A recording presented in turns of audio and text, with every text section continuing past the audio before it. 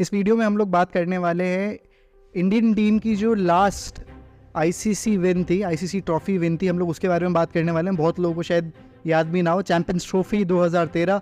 I think ये एक ऐसा इवेंट था जो बहुत ही कम हाईलाइट किया गया, मार्केटिंग मतलब मीडिया वाइज भी, न्यूज़ वाइज भी, क्योंकि शायद उस टाइम पे तो बड़ी चीज़ थी, बट उसके बाद क्योंकि चैंपियंस ट्रॉफी इतनी रेगुलरली हुई नहीं, तो उसके वजह से जितनी फेमस या जितनी इंपॉर्टेंट वो टीम इंडिया के लिए है उतनी हम लोग को तो मालूम है, बट मेरे ख्याल में मेजॉरिटी जो क्राउड है जो क्रिकेट फॉलो करता है शायद उनको इतना अंदाज़ा ना हो इस चीज़ के बारे में। 2013 में चैंपियंस ट्रॉफी हुई थी, इंडिया की कंपैरेटिवली ऑलमोस्ट नई टीम रही थी, कुछ 3-4 प्लेयर्स के अलावा। MS धोनी कैप्टन थे, उसके अलावा जो 2011 में जो टीम चैंपियन बनी थी वर्ल्ड कप के, उससे पूरी नई टीम थी। उस टाइम पे बहुत क्रिटिसिज्म भी था कि इतने सारे नए प्लेयर्स हैं, आपने इतने एक्सपीरियंस प्लेयर्स को चांस नहीं दिया है, बट सबको गलत प्रूफ किया। उस टाइम पे जो कोर था 2013 का, वो कोर हमको आज भी दिखाई देता है। और जो डोमिनेंस था उस टाइम पे, अनबीटन रहते हम लोग, फाइनल्स में भी अनबीटन रहे, इंग्लैंड को इंग्लैंड में हराया। क्या याद है रिदम उधर की? 2013 चैंपियंस ट्रॉफी की शायद मेरे हिसाब से इंडियन क्रिकेट के अगर तू आईसीसी ट्रैक रिकॉर्ड की बात करें तो मेरे हिसाब से मैं 2011 वर्ल्ड कप को तो हम वर्ल्ड कप की नज़र से देखते हैं, लेकिन चैंपियंस ट्रॉफी इतनी पॉपुलर थी नहीं उस टाइम पे। तो मैं कहूँगा कि उस टाइम पे जो जैसा ऋतिक ने बोला कि नई टीम गई थी, बिल्कुल, क्योंकि 2007 में भी हमारी नई टीम गई थी, तब भी एक्सपेक्टेड नहीं था कि हम लोग ट्रॉफी घर लेके आएंगे।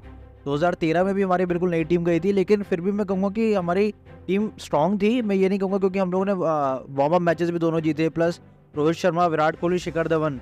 विराट कोहली इस टाइम पे एक होबार्ट की इनिंग्स खेल के आ रहे थे, उसके बाद उनका एक फिर भी वो था वर्ल्ड क्रिकेट में एक टेरर था विराट कोहली का कि विराट कोहली आ रहे हैं, उनसे डर था लोगों को। लेकिन रोहित शर्मा और शिखर धवन बिल्कुल न्यू कम्युनिटी थे उस टाइम पे इंडियन क्रिकेट में। और शिखर धवन एक अपनी मोहाली में वो एक टेस्ट इनिंग्स खेल के आ रहे थे ऑस्ट्रेलिया के अगेंस्ट, जिससे ऑस्ट्रेलिया को पता चल गया था कि इंडिया के पास एक ऐसा ओपनर आ गया है। शायद टेस्ट क्रिकेट की वो फास्टेस्ट इनिंग्स खेली है उन्होंने इंडिया के लिए उस टाइम पे वो। तो शिखर धवन के लिए मैं बोलूँगा, शिखर धवन और रोहित शर्मा दोनों के लिए वो चैंपियंस ट्रॉफी उनके करियर के लिए सबसे इंपॉर्टेंट ट्रॉफी रही, क्योंकि वहाँ से उन्होंने अपना करियर स्टार्ट किया है। रोहित शर्मा अभी भी सब जगह यही बोलते हैं कि जो भी उनसे क्वेश्चंस पूछो वो 2013 चैंपियंस ट्रॉफी के बाद से पूछो, क्योंकि उनको भी पता है उसके बाद से जो उनकी इम्पैक्ट रहा है इंडियन क्रिकेट में, उसका कोई मुकाबला नहीं रहा ऋतिक। बिल्कुल, मैं वापस रोहित शर्मा और शिखर धवन पे ही आने वाला था, क्योंकि ये दो ऐसे प्लेयर्स जिनके लिए सबसे ज़्यादा एक इम्पॉर्टेंट अगर कोई टूर्नामेंट रहा है पिछले 10 सालों में तो वो चैंपियंस ट्रॉफी रहा था। क्योंकि उस टाइम पे देखिए, रोहित शर्मा 2011 वर्ल्ड कप में नहीं थे, कमबैक कर रहे थे, 2013 में भी फिट इन नहीं हो पा रहे थे, क्योंकि जो प्रैक्टिस मैचेस थे उसमें रन्स नहीं आए थे, पोजीशन पक्की नहीं थी, क्योंकि उस टाइम पे 4 नंबर पे खेलना चाहते थे, बट सुरेश रैना, दिनेश कार्तिक का ज़्यादा अच्छा परफॉर्मेंस आया था 4 नंबर पे, तो कहीं ना कहीं बहुत डाउटफुल थे कि प्लेइंग 11 में भी जगह बनेगी नहीं बनेगी। और शिखर धवन के साथ कोई ओपनर फिक्स नहीं हो रहा था। मुरली विजय ने एक प्रैक्टिस मैच में ओपन किया, वो चले नहीं। MS धोनी के पास कॉल था, उन्होंने रोहित शर्मा को डिसीजन दिया कि भाई आप ओपन करिए। पहला मैच अगेंस्ट साउथ अफ्रीका, उस टाइम पे साउथ अफ्रीका सबसे अच्छी टीम थी उस टूर्नामेंट की, अगेन वो लोग भी सेमीफाइनल्स में आउट हुए, बट बड़ी टीम के अगेंस्ट फाइनल ओपन करने का आपको मौका मिला। रोहित शर्मा ने बिल्कुल बोला कि एंटिल अनलेस की मुझे प्लेइंग 11 में जगह बन रही है, मुझे किसी भी नंबर पर बैटिंग करने में कोई दिक्कत नहीं है। और उसके बाद से रोहित शर्मा द ओपनर जो आप आज भी जानते हैं, 11 साल हो गए उस बात को, हमको तब मिले। और शिखर धवन का बहुत अच्छा रोल है उसमें, क्योंकि मेरे ख्याल में यार ये मेरे लिए बेस्ट ओपनिंग प्लेयर है अभी तक का इंडिया के लिए, शिखर धवन और रोहित शर्मा। अभी भी मेरे हिसाब से वो मतलब अगर तू कुछ लास्ट के 2-3 साल हटा दे तो इंडियन क्रिकेट के लिए शिखर धवन और रोहित शर्मा बेस्ट ओपनर रहे हैं। Right hand left hand combination जिस टीम के पास भी रहता है बहुत ही अच्छा रहता है, क्योंकि अपोजिशन के पास थोड़े लिमिटेशंस हो जाती हैं फिर। और तू देख कि अगर तू अभी भी ट्रैक रिकॉर्ड देखेगा इंडिया का, तो शायद मेरे हिसाब से टॉप रन स्कोरर है दोनों की पार्टनरशिप अगर तू देखेगा, शिखर धवन और रोहित शर्मा की, शायद सौरभ गांगुली, सचिन तेंदुलकर के बाद या फिर उनसे भी ऊपर हैं अगर तू रन्स के रिकॉर्ड में देखेगा। और फिर जो दोनों का इम्पैक्ट रहा है उसके बाद से इंडियन क्रिकेट में, जो 2019 वर्ल्ड कप तक शायद साथ खेले हैं। 2019 वर्ल्ड कप में इंजर्ड हो गए थे शिखर धवन ऑस्ट्रेलिया वाले मैच में, वहाँ तक वो दोनों बिल्कुल साथ खेले हैं और वहाँ तक उनके मेरे हिसाब से तो वर्ल्ड क्रिकेट में वो बेस्ट ओपनर्स थे।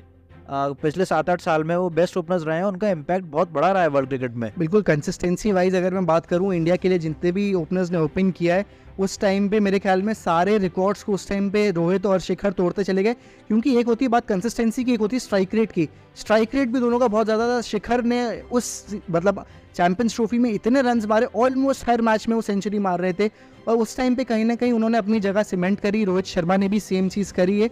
और हम लोग बात कर रहे थे कि जो स्ट्राइक रेट भी था कहीं ना कहीं उस टाइम से लेके आज तक आप देखिए वो पैटर्न इंडिया फॉलो करती है। तो शिखर धवन और रोहित शर्मा जो इतने ग्रेट प्लेयर्स हैं, वो कहीं ना कहीं चैंपियंस ट्रॉफी ने उनको बर्थ दिया, क्योंकि ये पोजीशंस में आपको खेलने का मौका मिला। उससे पहले सहवाग और गंभीर ओपन करते थे, 3 नंबर पे विराट कोहली आते थे। विराट कोहली ने भी 2012 में, जैसा बात किया रिदम ने, कि होबार्ट में वो एक अच्छी इनिंग्स खेल के आए थे जो मलिंगा के अगेंस्ट वो बहुत फेमस इनिंग्स है, बट उसके बाद भी 3 नंबर की जगह सीमेंट करी उन्होंने, क्योंकि गंभीर कहीं ना कहीं एक बहुत अच्छे कंपटीशन थे उनके, बट चेज मास्टर का टैग मिला उस टाइम के बाद से 2013 में उनको, क्योंकि इनिंग्स चेज करते हुए उन्होंने काफ़ी फिनिश करी। 4 नंबर पे दिनेश कार्तिक आपको दिखाई देते थे, 5 पे सुरेश, 6 पे एमएस। उसके बाद रविंद्र जडेजा की मुझे बात करनी, क्योंकि शिखर धवन, रविंद्र जडेजा ये हाईलाइट्स थे टीम इंडिया के। बाकी सारे प्लेयर्स ने भी अच्छा परफॉर्म किया, रोहित शर्मा ने इवेंचुअली आगे जाके बहुत अच्छा किया, विराट ने भी किया, बट शिखर धवन और रविंद्र जडेजा ये मैच विनर्स थे।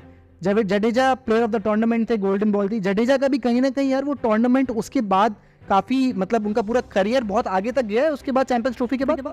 जडेजा बहुत पहले से खेल रहे थे इंडिया के लिए, जो लेकिन 2013 चैंपियंस ट्रॉफी शायद उनके लिए भी एक टर्न अराउंड रहा उनके करियर में, क्योंकि तू देखेगा सीरीज़ के एंड होते होते उनको गोल्डन बॉल मिली है, और उनके जो एज अ फील्डर वो उस टाइम पे वर्ल्ड में बेस्ट थे, क्योंकि उस सीरीज़ में जैसा तूने बताया था कि धोनी ने इस बात कही थी कि हम लोगों को बेस्ट फील्डिंग साइड बनना है। अगर हम भले ही सारे मैचेस हारे हैं जीते, हमको फील्डिंग ऐसी करनी है कि हमको एक इम्पैक्ट, मतलब कि लोग कहें कि ये बेस्ट फील्डिंग साइड है वर्ल्ड की, और जडेजा उसको लीड करते थे उस फील्डिंग को। जडेजा आज भी इंडियन क्रिकेट की फील्डिंग को लीड करते हैं, शायद एक इकलौते प्लेयर हैं वो वर्ल्ड क्रिकेट में, इंडियन क्रिकेट में, जो अपनी फील्डिंग की वजह से हर बार अपनी जगह बनाते हैं।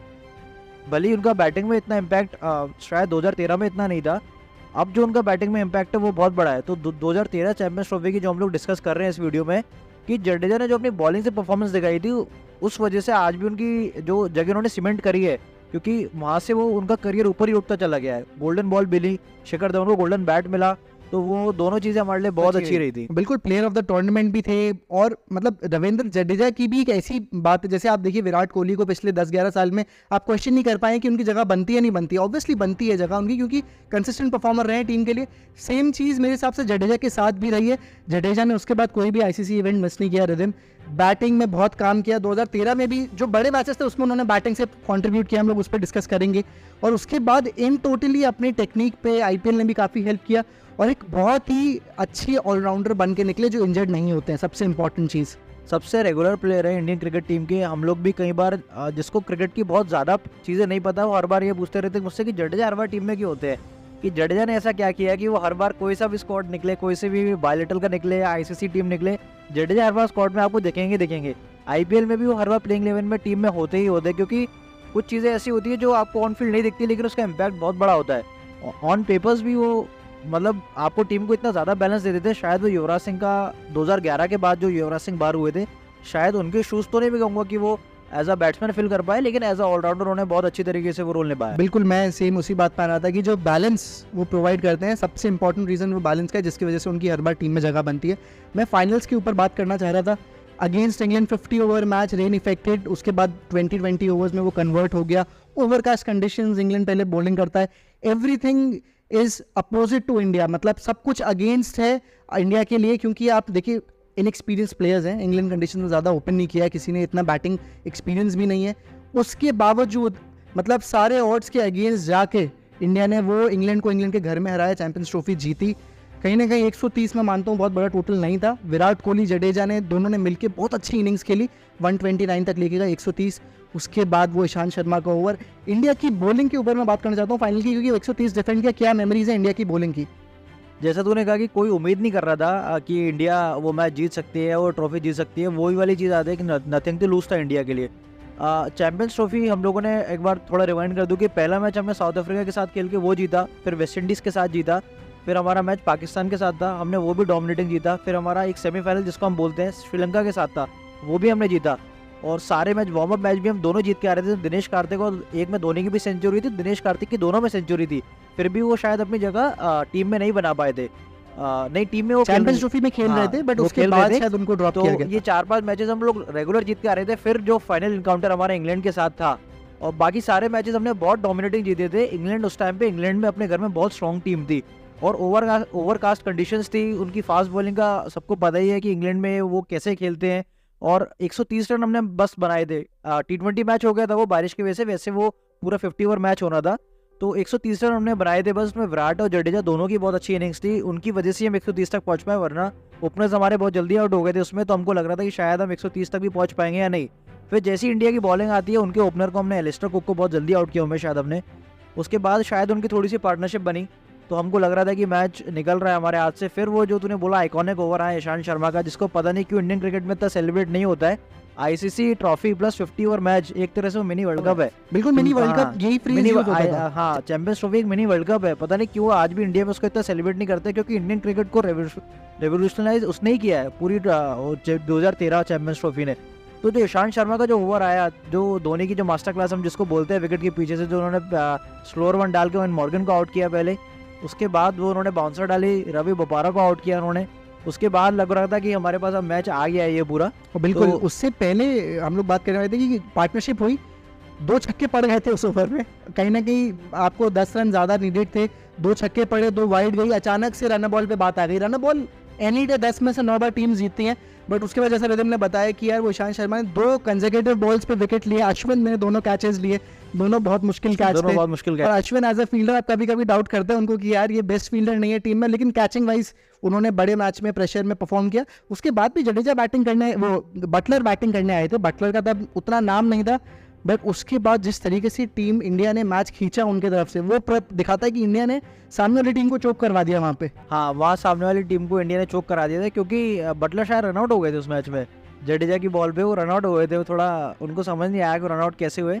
और उसके बाद फिर मैं लास्ट ओवर पे आता हूँ सीधा डायरेक्ट, जो अश्विन का ओवर था उसमें भी ऐसा लग रहा था कि 50-50 है, 10 रन कोई बड़ी चीज नहीं है। हालांकि उनके, मैं टेल एंडर तो नहीं कहूँगा, लेकिन ट्रेडमिल बैटिंग कर रहे थे, स्टुअर्ट ब्रॉड थे दूसरी तरफ, स्टुअर्ट ब्रॉड बैटिंग करते हैं वो। स्पिनर का ओवर था। मतलब अभी भी मैं वो कहूँगा कि 100 में से 80 बार बैटिंग टीम का ज़्यादा उसमें जीतने के चांसेस हैं।